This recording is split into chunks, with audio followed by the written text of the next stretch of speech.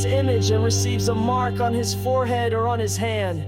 He also will drink the wine of God's wrath, poured full strength into the cup of his anger, and he will be tormented with fire and sulfur in the presence of the holy angels and in the presence of the Lamb, and the smoke of their torment goes up forever and ever, and they have no rest day or night, these worshipers of the beast and its image, and whoever receives the mark of its name.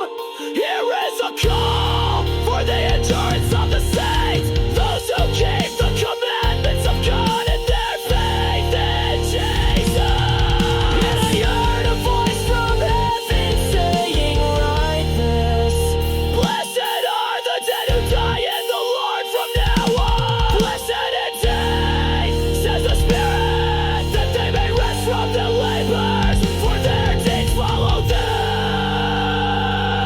Then I looked, and behold, a white cloud, and seated on the cloud, one like a son of man, with a golden crown on his head, and a sharp sickle in his hand. And another angel came out of the temple, calling with a loud voice to him who sat on the cloud, put in your sickle and reap, for the hour to reap has come, for the harvest of the earth is fully ripe.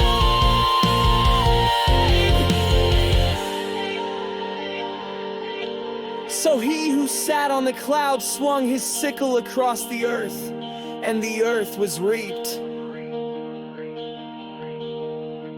Then another angel came out of the temple in heaven, and he too had a sharp sickle. And another angel came out from the altar,